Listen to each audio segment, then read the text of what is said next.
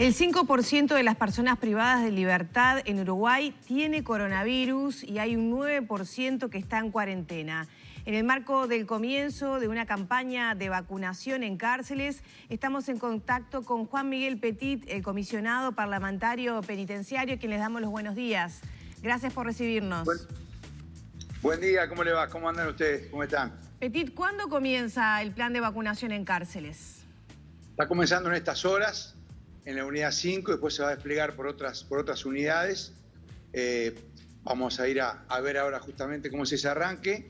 Una muy buena noticia en la cárcel y en la sociedad para todos, porque en este caso está muy claro en la pandemia y en la vida en general, y también en el acceso a los derechos y también en vivir en armonía, que si hasta que no esté a salvo el último de nosotros, no va a estar nadie a salvo. Así que lo que le pasa a uno le pasa a todos. ¿Qué privados de libertad van a tener prioridad para vacunarse? ¿Con qué vacuna?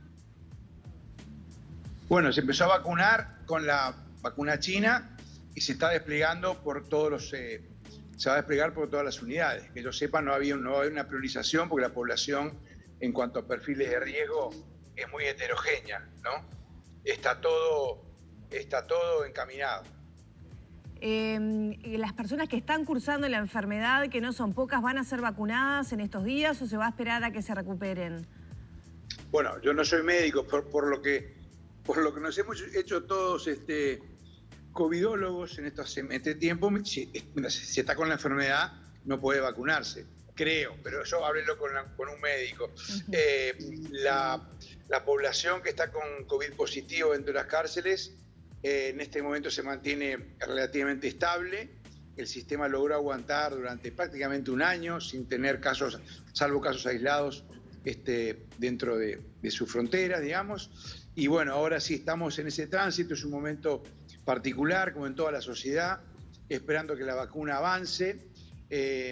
Todos tenemos ganas de volver a la normalidad, en todo sentido, a todos nos ha impactado mucho, también dentro de las cárceles, no tener, por ejemplo, actividades educativas, que ya eran pocas, pero perder potencia en las actividades educativas, actividades deportivas, posibilidades de acciones desde afuera y posibilidades, una cantidad de medidas programáticas que tienen que ver con la reforma carcelaria, pero también una cantidad de medidas que tienen que ver con las políticas sociales. Obviamente la pandemia ha sido un gran freno para todo, para el crecimiento económico, para las relaciones sociales, y sobre todo para la implementación y para el debate y para la atracción de políticas de reforma nuevas y de innovaciones en todos los sectores que están necesitando innovaciones y nuevas acciones y nuevas dimensiones de las políticas sociales. Pero todavía no estamos en la normalidad. Hay que tener mucho cuidado, hay que andar con todas las precauciones, y destaco el enorme apego que han tenido en las normas, tanto los privados de libertad, los funcionarios penitenciarios, como también los familiares.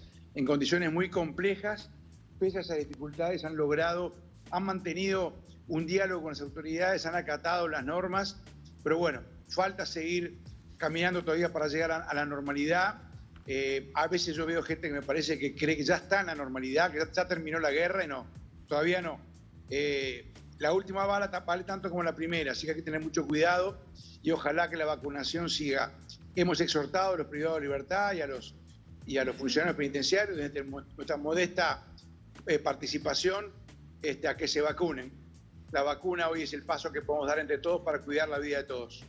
Juan, recién en parte en esta respuesta mencionaba usted justamente algunos de los notorios cambios que a partir del momento que alguno de los reclusos tiene el coronavirus hay que seguir. A uno le cuesta imaginar, luego de escuchar hablar en tantas y tantas oportunidades y tantas notas que hemos realizado aquí mismo en el estudio de Arriba Gente con usted, a propósito del tema del hacinamiento en nuestras cárceles, de la superpoblación, le cuesta entender cómo se puede llegar a realizar toda la operativa de cuarentenamiento en algunos casos, de los contactos. Uno piensa en los utensilios o en tantas cosas que se utilizan en común muchísimas veces entre los reclusos. Ha sido difícil conseguir justamente toda esta operativa para poder primero tener cuarentenados a aquellos que efectivamente dan los test positivos, después tener a los que están a la espera de los diferentes test para saber si se contagiaron o no? Bueno, creo que acá, dialogando con ustedes, muchas veces les puse el mismo símil, ¿no? En una institución total como la cárcel, todo es igual que afuera, pero mucho más difícil. Es como jugar al fútbol en La Paz. Todo igual, la misma cancha, la misma pelota, las mismas medidas, 11 jugadores de un lado, 11 del otro, pero todo es más difícil, todo es complejo, todo es duro, todo cuesta muchísimo. Y bueno, en la cárcel cualquier medida, cualquier cosa que se quiera transformar, cualquier logro, es muy complejo. Mucho más con una realidad que tenemos de un aumento permanente desde hace varios años ya. Hubo un momento que se estabilizó ya por el 2019, pero igual lentamente, con una tendencia a crecer, y sigue creciendo la población penitenciaria. Es un tema muy largo para hablar ahora, pero es un tema que el país necesita una reflexión. No, el debate no es si las personas que cometen un delito tienen que ser castigadas o no. El tipo es qué tipo de sanción penal, qué tipo de ejecución penal. ¿Es la cárcel eficiente para que una persona que cometió un hurto, un delito leve, sin agresión a nadie, un delito de pronto de posesión de un estupefaciente, ¿es la cárcel la medida adecuada o debería esa persona tener una medida alternativa, una internación en un centro de tratamiento, o una madre con hijos? Por ejemplo, hemos visto casos de madres con 3, 4 hijos que han cometido delitos leves y que van a la cárcel, con lo cual eso se produce un destrozo de esa familia, y esa familia luego, obviamente, termina con conductas antisociales. Es un tema para reflexionar en profundo. Sí. Yo creo que el sistema ha tenido respuestas que varían de cárcel en cárcel, con un enorme esfuerzo, hay que destacarlo, cuando se pase raya y se diga a la gente que ha hecho esfuerzos notables, que se ha arriesgado. Mucha gente, por supuesto, sabemos de la salud, también muchos funcionarios, hay mucha gente que ocupa cargos administrativos, cargos que no se ven en la prensa, pero que en todos los ámbitos del funcionamiento están allí. Educadores, policías, operadores penitenciarios, gente de la salud, por supuesto, enfermeros, funcionarios de áreas deportivas. De esa manera se logró capear el temporal. En algunos lugares había más espacios, en otros con menos espacios. La situación más crítica fue la de Canelones, está pasando por suerte. Sigue siendo crítica las condiciones de la cárcel de Canelones. Ahí hicimos una habeas corpus nosotros hace 2 años y medio. Ese habeas corpus todavía está abierto porque hay medidas que todavía están en observación por parte de la justicia. Pero bueno, por ahora cabe destacar el esfuerzo que se ha hecho. Cada vez que había un caso se hisopaba el sospechoso en una zona y luego cuando era positivo se hacía una pequeña burbuja COVID positiva separada del resto, se comunicaba y se le comunicaba a los demás que también tienen que estar aislados por el contacto, y todo ha funcionado con diálogo.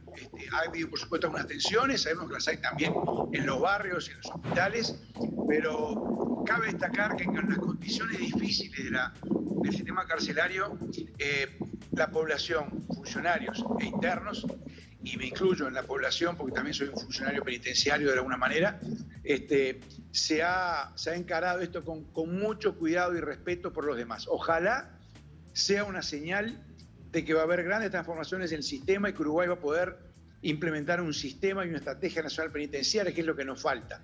Creo que hay múltiples señales en ese sentido y es fundamental para la vida de todos marchar a un nuevo modelo de política penitenciaria mucho más rehabilitador. Esas señales marcan más o menos qué tiempos. Usted mencionaba, ¿no? Un retraso de la implementación de muchas medidas justamente por la situación de pandemia y las dificultades que esto ha traído. Sí, efectivamente, es muy difícil hacer grandes transformaciones en este contexto, pero no hay que olvidarlas.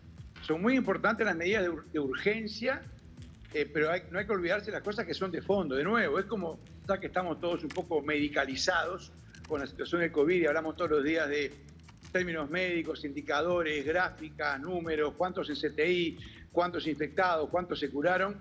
La emergencia está muy bien. Atender a la persona que tiene un cuadro de emergencia, sin duda que es una buena señal. Ahora, Si no atendemos las cuestiones de fondo, vamos a seguir teniendo los problemas allí, cada tanto van a explotar. Y en el sistema penitenciario Uruguay tiene un enorme problema social que a su vez está enganchado con una dimensión de los problemas sociales nuevos que tiene Uruguay en la exclusión, la masificación del consumo, la venta, la circulación de sustancias adictivas, problemas de salud mental que van vinculados a veces a eso y otras veces no, que golpean a las familias, que se expresa a veces en forma delictiva o de transgresiones de otro tipo, pero también a veces de personas que no pueden trabajar, que atentan contra su vida, que no pueden ubicarse socialmente. Entonces creo que la cárcel es una ventana de oportunidad que nos muestra la población más crítica, pero los mismos problemas están en buena parte, ya no son problemas aislados en ciertos barrios de Montevideo.